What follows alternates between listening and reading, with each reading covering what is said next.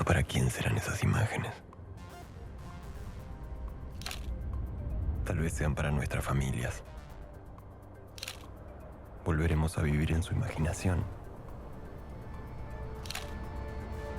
¿Qué nos pasó? ¿Qué pasa cuando el mundo te abandona?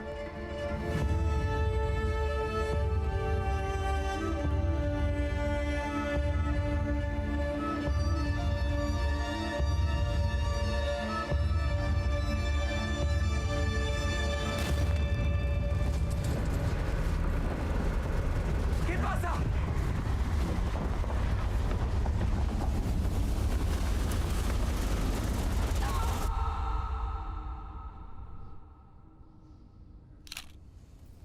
¿Quiénes fuimos a la montaña?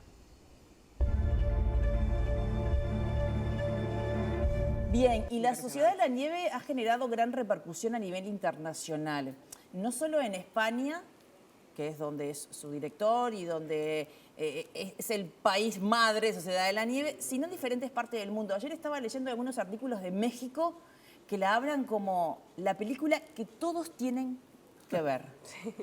La verdad, qué privilegio, ¿no? Llegar a que sea tan destacada a nivel internacional. Pablo, bienvenido nuevamente a la mesa de 8 AM. Un gusto, Viviana y Natalia.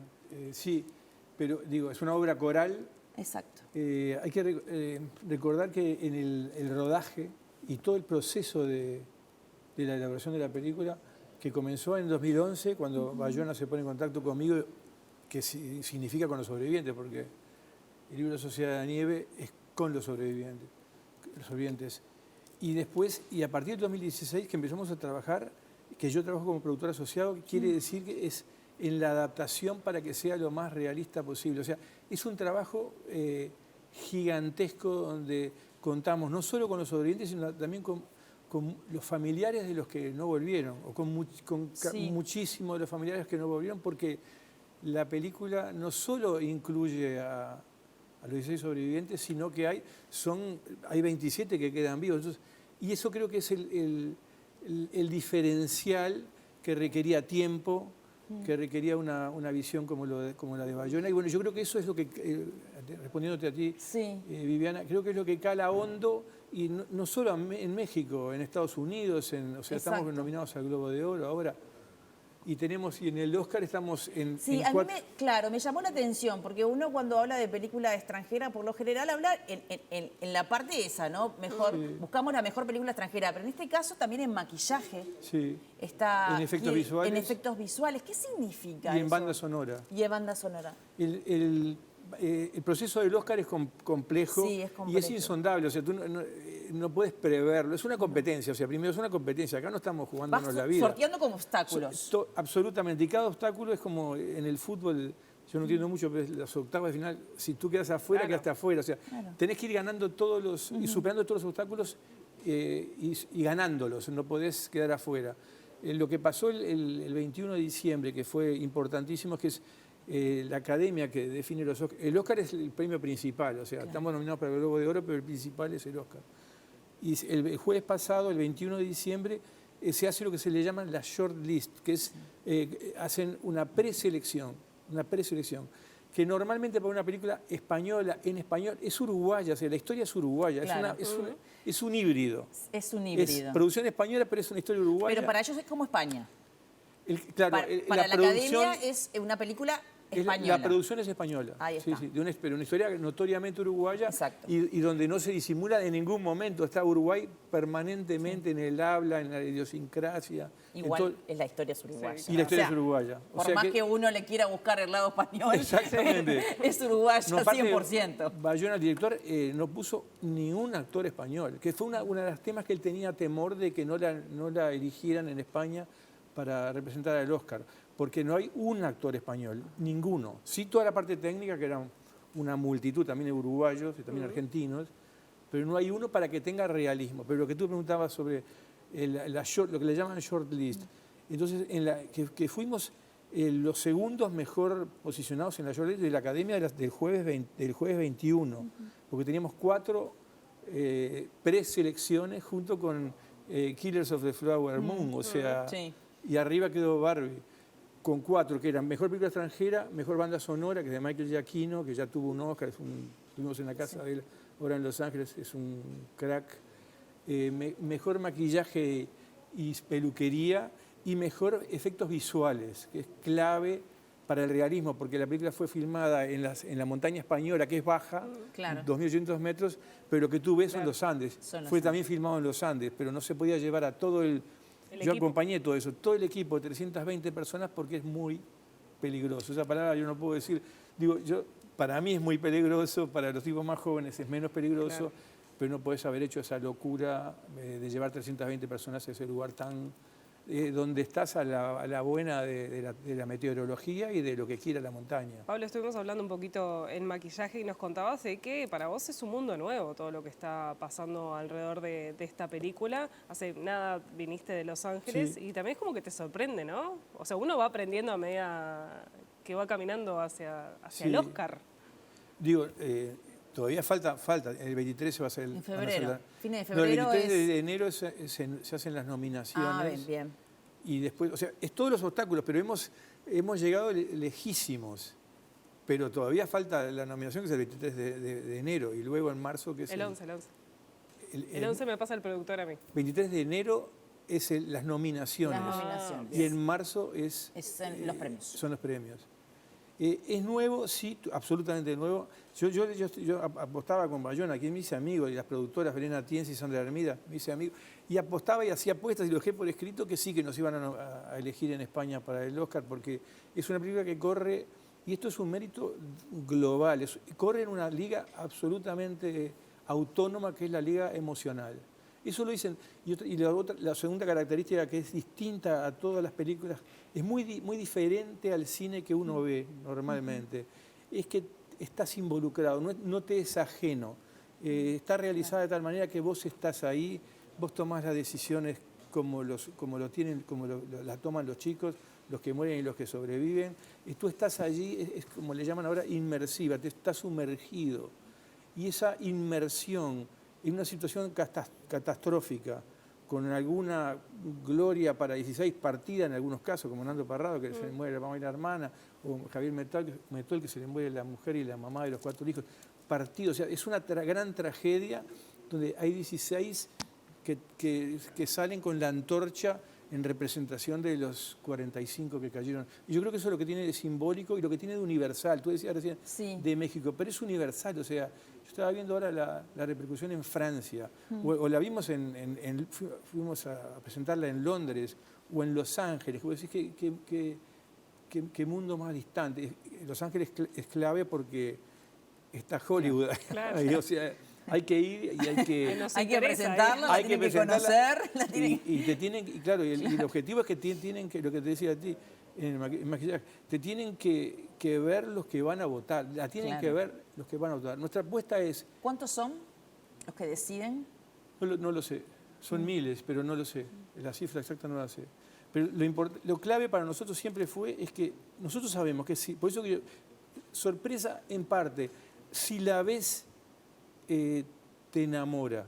Tú decís que es raro que te enamore una tragedia con algunos con final feliz, si se quiere, partido. Pero te enamora porque estás en la cornisa entre la vida y la muerte. Es una película juvenil, le fascina a los jóvenes. Es una historia de veinteañeros. Y te pone a tomar decisiones sobre cuál es el sentido de la vida de una forma desmesurada. Entonces, eso es lo que te enamora, te hechiza, la palabra sería, no te hechiza. Entonces nosotros tenemos la voluntad. Si lo ven los que votan, tenemos muchas posibilidades. Si no lo ven, el problema es quedar afuera. La shortlist nos puso en el radar. Está bien. Acá en Uruguay se estrenó en los cines el 13 de diciembre, en España el 15. Sí, y en Estados Unidos el 22. Y en Estados Unidos el 22. Viniendo a nuestro país, ¿cómo fueron las repercusiones en Uruguay? Tenemos en cuenta que mañana es 4 y se estrena en Netflix. Masividad total, ¿no? Por esta plataforma. ¿Cómo la recibiste tú? La gente acá en Uruguay, ¿cómo la tomó? ¿Qué te dicen a ti de la película? Sí, es extraordinaria la repercusión. Es el lugar más difícil, por en eso, cierto modo es el lugar más difícil. todos lo conocen, Todos todos, Todos la conocemos la historia, hubo libros, hubo películas. o sea, todo, de todo. o sea, Y los tenés al lado, los sobrevivientes y los familiares de los que murieron, los que quedaron en la montaña, están ahí. porque para el mundo es una historia relativamente nueva, quizás, pero para el uruguayo no. No. Todos nacimos con la historia, aparte, ¿no? Todos, claro. E insisto esto, es especialmente uruguaya en el sentido de que lo uruguayo es condición necesaria para que haya ocurrido esto. Esta es mi opinión, es subjetivo. Y eso Bayona compró, vamos a decir, esa idea, que por eso es que el realismo y lo uruguayo, no solo lo uruguayo en el habla, lo uruguayo en la idiosincrasia, en la manera de razonar, en lo disruptivo. Los chicos estos hicieron ese pacto de entrega mutua que es antes de la donación de órganos, es el ejemplo de generosidad más extremo que se puede imaginar. Yo vivo y si no vivo, Viviana, tú seguís en representación mía, llevando la bandera y atravesás la cordillera.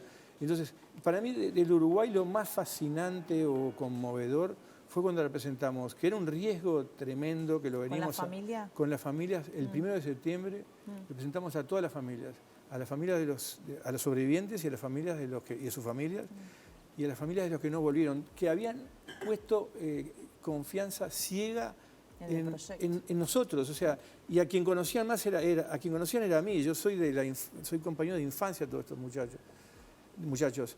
Entonces, era un riesgo tremendo, pero en el cual desde el 2016 que estamos trabajando, eso lo conté yo cuando antes de la presentación de la película habló Bayona, habló Belén Atienza, y yo lo único que dije fue esto: gracias por la confianza, porque nunca leyeron una línea de guión, ninguno, ningún sobreviviente, ni ningún familiar, pero desde el primer momento, y eso lo dije y estaba presente Bayona, Belén Atienza y Sandra Armeda, desde el primer momento, desde el primer instante los tuvimos presentes, o sea, en la mente y en el corazón, presentes.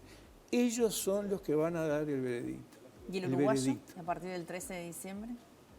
Y bueno, y el uruguayo fue, yo recibo las repercusiones de todo tipo, y es conmovedor, pero es más que conmovedor. Yo creo que más que una película, ustedes dirán que fácil porque tú sos parte de, pero es una experiencia. Claro. Yo me pregunto, entonces, ¿a partir de qué edad uno tiene, que es madre, que tiene hijos, se pregunta, ¿a partir de qué edad un adolescente debería ver esta película? Por lo que significa, ¿no? Sí. No, imágenes fuertes también, ¿no? Sí, ustedes no la vieron ninguna de las dos. Yo no la vi. No. Ajá. Es una pregunta difícil que no te la sé responder. No te la sé responder. Es una historia juvenil. Le fascina a los jóvenes, como dije hoy. Fascina a los jóvenes, le fascina a todas las edades. Digo, esto es objetivo. O sea, no estamos hablando de un grupo de jóvenes, de un deporte. Últimamente son veinteañeros. Masivo. Y de un país muy equilibrado, quizás en ese muy momento igualitario. no, ahora el rugby es mucho más inclusivo, o sea, se dan diferentes ámbitos sociales. En aquel momento, Viviana, yo iba a ese colegio y jugaba al rugby. El rugby no era un tema elitista en lo más mínimo. Los hermanos irlandeses que eran los del colegio, el rugby era pedagógico, no era un tema... Sí. Yo cuando escucho decir que sí era elitista en los años 50 y 60 jugar al rugby, pero era parte de la pedagogía que tenían los brothers irlandeses, que no son británicos. O sea, el ser íntegro, es un deporte rudo, no lastimar a quien puedes lastimar. Y el famoso tercer tiempo. Y el famoso tercer tiempo donde todos se reúnen, donde hay... con fraternidad en su máxima expresión. En su máxima expresión, o sea, no hay intolerancia, se terminó todo, la rispidez que puede haber en ese conato, no existe más. Entonces, era pedagógico para ellos. Entonces, cuando yo escucho de la élite del 50 y 60, yo me río. Lo que pasa es que no, lo dicen quienes no lo conocen. Claro. Es una herramienta pedagógica de unos irlandeses, unos brothers irlandeses que consideraron que eso ayudaba a formar el carácter. Porque siempre digo que estos brothers estaban más interesados en formar el carácter que en lo académico. Es discutible esto, es muy discutible qué es preferible. Eso es lo que nos tocó en suerte. A mí, yo fui de los 5 años y hice toda la primaria y la secundaria con ellos. Era compañero de clase de Nando Parrado, vecino de Canesa, o sea, y un poquito más chico que yo. Pablo, también hablamos hace un ratito de que fueron 500 horas de grabación Sí. y quedó mucho afuera. Quedó muchísimo afuera. ¿Qué se ¿Se va a hacer con todo algo eso? con eso? Y te agrego algo más que lo ha dicho Bayona y que aparte no hay ningún misterio. Para hacer la película, cuando empezó, Bayona se conecta, como te dije, con nosotros, como les dije, en el 2011. Pero empezamos a trabajar en el 2016. Lo primero que, y él lo puso en un artículo hace poquito, dice, lo primero que hicimos fue, él y yo, es sumergirnos, y él pone, tirarnos de cabeza para ver qué es lo que faltaba. Porque él partía a la base de esta historia, porque es la vida y la muerte de jóvenes. Sí. O sea, conocíamos la punta del iceberg. Eso nos pone en el mail que nos manda el 2011. Entonces, ¿qué es lo que faltaba contar acá abajo? Entonces, ¿y qué es lo que faltaba? Y faltaba todo lo que la película intenta mostrarnos, y creo que ahí está el gancho y está la novedad y está una historia conocida. ¿Por qué iluminas perspectivas? ¿Por qué siempre tienen perspectivas nuevas? Bueno, lo que pasa es que hay temas que nunca llegaste a una verdad concluyente, ¿no? La vida y la muerte, ¿cuál es el sentido de la vida? ¿Hasta dónde yo? Porque cada uno en esta película, como es inmersiva, como decía hoy, que no es ajena, tú estás ahí y tú te planteas los mismos dilemas que se plantearon los chicos, que en el fondo, esa es una escala desmesurada, en el fondo, son los dilemas que nos planteamos todos. En la diaria. En la vida cotidiana. En la vida cotidiana. ¿Qué es lo prioritario? Claro. ¿Hasta dónde llegamos? ¿Qué es la generosidad? ¿Qué es el ego? No el ego psicoanalítico de Freud, el ego en el sentido de la percepción benevolente, que a veces, demasiado benevolente, que a veces tenemos con uno mismo. ¿Qué sucede cuando quitamos esas capas del ego? Todo eso, cuando el ser humano está desnudo de esas capas, de esos disfraces que nos ponemos con el ego. ¿Qué es lo que ves? ¿Cómo funciona una sociedad sin ego? En este mundo donde todas las ficciones apocalípticas son la distopía, ¿viste que le llaman? Es distópico, la distopía es lo contrario de la utopía. Todas las ficciones son distópicas, no hay una ficción que se haya escrito en los últimos, desde El Señor de las Moscas hasta hoy, que sea una utopía. Esto no es una utopía, pero no es una distopía donde lo contrario de la utopía, donde el hombre es el lobo del hombre, como decía Thomas Hobbes. No, acá ocurre exactamente lo contrario. Entonces, acá tenés una ventana que te permite reconciliarte con el ser humano en este mundo, en el siglo XX, que es el siglo de las grandes matanzas, 2 guerras mundiales. Acá tenés un antídoto. Esta ventana que te muestra y que te presenta, que te entrega a cada uno de los espectadores en Netflix o en el cine un antídoto. Y Pablo ¿Ese Bierzi, antídoto tiene versión 2? Claro, lo que ustedes decían. Además además de lo que ustedes preguntaron, grabamos, porque yo participé en las entrevistas, 50 horas en Estudio 9, acá al lado, 50 horas en el 2018, que esto lo puedo decir porque yo estaba ahí, los sobrevivientes lo vieron, 50 que son extraordinarias, ya enfocándonos más hacia el guión. 50 horas rodadas en formato cine, en Estudio 9, acá al lado, con todos los sobrevivientes y algunos amigos de los que no volvieron. Y es un material, fue imprescindible para la elaboración, para la adaptación de la historia, pero está ahí, digo, esto lo dejo ahí. Y es extraordinario. Y voy a agregar otra cosa que, sin ¿va a decir ser algo mucho, documental? no quiero dar más que esto. Sí, Y después de la película hicimos 16, después de la película, después de la exhibición del 1 de septiembre, eso tan Sí. extraordinario, por iniciativa de Netflix, ni siquiera fue por una idea nuestra. Hicimos, que también las hizo Bayona conmigo, la mitad las hizo él conmigo, la otra mitad las hice solo, porque él estaba en un avión, me daba instrucciones del avión y se cortaba. 16 horas de otras entrevistas con otras personas, vinculadas con... Bueno, tenemos mucho más entonces. No sabemos qué va a pasar. Está bien, tengo que ir cerrando, Pablo, para ir 24 cerrando. Y años Pablo Bierzi decisivos. ahora, un libro en su faceta de escritor. ¿En qué estás? ¿O no tenés tiempo todavía? No, sí tengo. ¿Sí? Lo que pasa es que lo interesante también de todo esto es, ya alejándome un poquitito, es que estás en contacto con otro mundo que desde Uruguay no era tan fácil. Y lo primero que te preguntan es ¿en qué proyectos estás? Y bueno, estoy en 3 proyectos. ¿En 3? En 3, sí, pero un proyecto no quiere decir que sea exitoso en su resultado. Adelante. 3 proyectos. Algo. ¿Un adelanto? Sí. Estoy con una novela que ya la tengo casi pronta. Estoy con un guión vinculando con una cosa que me parece muy interesante. Los hispanos en Manhattan, que son los grandes olvidados, Totalmente.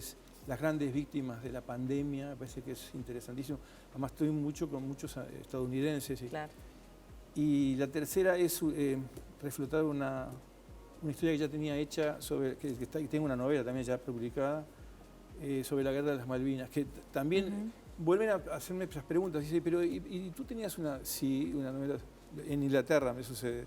Digo, esto no quiere decir que nada de esto prospere, pero se te abren Son interrogantes. proyectos. Y una cosa que yo siempre Sin decía a la gente que escribe, le digo, no abrumen al productor o al editor con manuscritos, espera que él te lo diga. O sea, seducirlo de tal manera que él te pida. El momento es este. Gracias. Tatiana Gracias, Vianovis, Pablo. Un placer, como siempre, recibirte. Genial, me van a ganar todo. Sí, totalmente. Todos le tenemos fe a esta película uruguaya. Exactamente, una historia uruguaya, una película española. Gracias, Pablo. Y ahora nos vamos a las calles de...